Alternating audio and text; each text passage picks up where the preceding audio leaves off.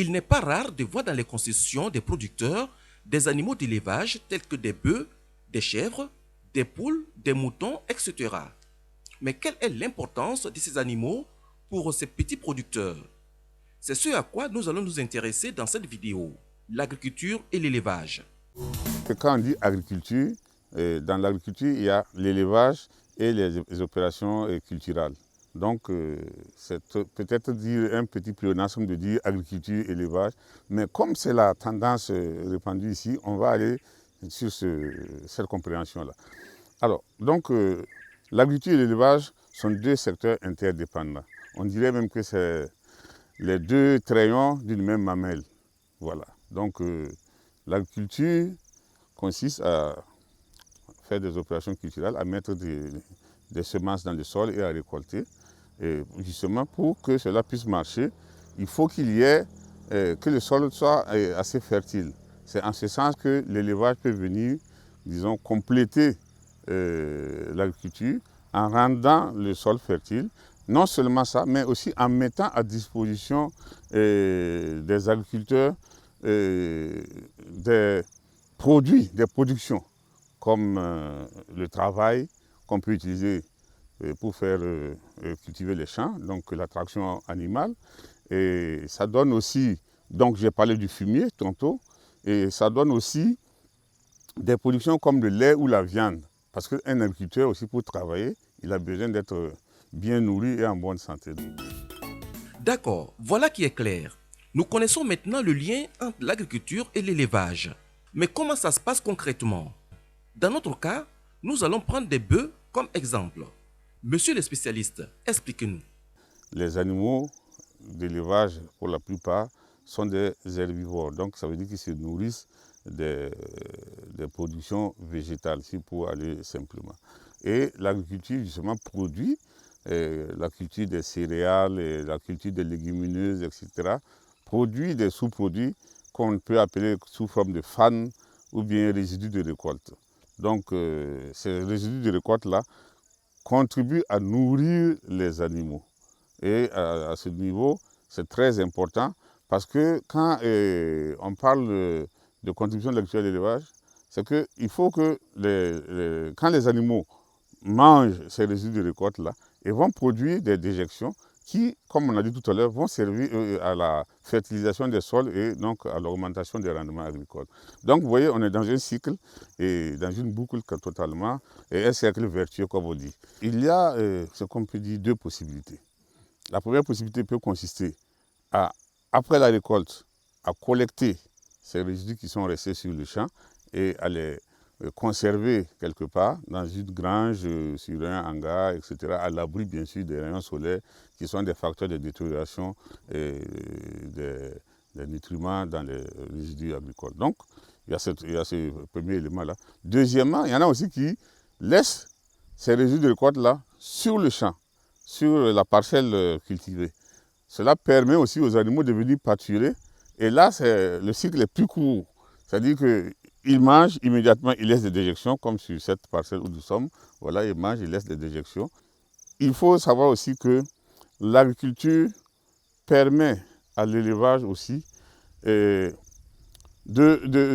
offre aussi pas seulement les résidus de récolte, mais je veux dire, ça apporte à l'élevage aussi, même les céréales qu'on peut transformer dans des rations alimentaires, qu'on peut incorporer dans des rations alimentaires pour nourrir les animaux, afin de tirer, comme je dis, pas seulement du fumier, mais on peut produire du lait, on peut produire de la viande, et aussi la force de travail qu'on a appelée traction animale. Donc, on est dans ce cycle-là.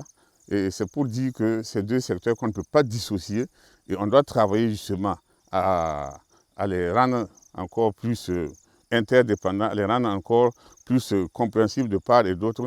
Parce qu'en même temps, l'agriculture intégrée à l'élevage contribue aussi d'une certaine façon à une certaine cohésion sociale, je veux dire. Ça contribue grandement à la cohésion sociale parce que ça montre à chacun qu'il est dépendant de l'autre. Alors, si on résume tout ça, on retient que les animaux partis dans le champ consomment les résidus des récoltes et enrichissent en même temps le sol avec leur déjection. Les céréales qui sont récoltées peuvent être données également à ces animaux comme complément alimentaire pour favoriser la production de lait et de la viande pour la consommation du producteur. Y a-t-il d'autres avantages? Aujourd'hui, il y a la problématique effectivement de l'utilisation des engrais chimiques qui se pose avec beaucoup d'acuité. Et un paysan peut effectivement, rien qu'à partir de l'élevage, exploiter son champ agricole sans avoir recours à ces engrais chimiques-là. D'ailleurs, si nous remontons dans l'histoire, ça a toujours été comme ça. Avant la découverte des engrais chimiques, comment les gens fertilisaient les sols, c'était de la même manière. Maintenant, les gens sont pressés, les gens sont dans le consumérisme, les gens cherchent de l'argent, etc. Donc, ils veulent accélérer les choses, ils veulent accélérer les phénomènes de la nature, alors que ce n'est pas toujours évident, ce n'est pas toujours productif. C'est pourquoi un paysan qui veut effectivement bénéficier des bienfaits de l'élevage peut, par exemple, avoir quelques animaux à la maison, des animaux que moi je peux dire des animaux de trait par exemple, mais il peut aussi avoir quelques vaches qui peuvent lui produire du lait et puis etc. qui peuvent aussi permettre le renouvellement de son troupeau. Donc en utilisant donc ces animaux-là, il a non seulement sa fibure organique qui est là disponible, et ensuite aussi il utilise, comme je disais tout à l'heure, la force de travail des animaux dans son exploitation, donc ce qui lui permet de se reposer. Et deuxièmement aussi, je dis deuxièmement, troisièmement plutôt, il peut bénéficier aussi des productions comme la viande, comme le lait. Mais ce n'est pas forcément qu'il faut utiliser des bovins, parce que ça, c'est une autre étape. Sinon, déjà même avec la volaille, les fientes de volaille sont très efficaces dans la fertilisation des sols, parce que c'est très riche en azote. Donc, c'est un truc, c'est une production qui est très, très, très bien dans les champs. Donc, c'est à la portée de tout le monde. N'importe quel agriculteur, quand vous allez dans ce pays, n'importe quel agriculteur a toujours un cheptel de volaille là. Nous sommes à la fin de notre module. Quel conseil avez-vous à donner aux petits producteurs? Un agriculteur doit avoir ces deux éléments-là dans sa ferme. Des animaux, quelle que soit la catégorie d'animaux qu'il s'agit, que ce soit de la volaille, que ce soit des lapins, que ce soit des bovins, que ce soit des moutons, etc. Donc, il doit avoir cela et il doit avoir son champ. Voilà. Donc, déjà à ce niveau, lui-même, il peut déjà commencer à être indépendant des intrants chimiques qui vont venir. Voilà. Donc, c'est le gage, effectivement, de la réussite. Et aussi, ceux qui veulent, les petits exploitants, qui veulent aussi produire des aliments et des céréales de qualité, et qui utilisent les intrants organiques, là, donc arrivent à produire, si on peut dire ainsi, de l'agriculture, des produits bio, entre guillemets. Voilà. Donc, sans apports d'intrants chimiques, et puis c'est sain, et donc je les conseille à le faire, parce que c'est vraiment la voie de l'avenir. Avec les intrants chimiques, je crois que il y a beaucoup de complications, il y a beaucoup de choses que nous ne maîtrisons pas. Donc, il faut vraiment s'en méfier lorsqu'on peut. Alors, si on résume l'explication de notre spécialiste, il y a deux avantages majeurs pour le petit producteur de faire en même temps l'élevage. Le premier, c'est l'avantage économique. Pour la fertilisation de son sol, il est autonome, il ne dépense rien.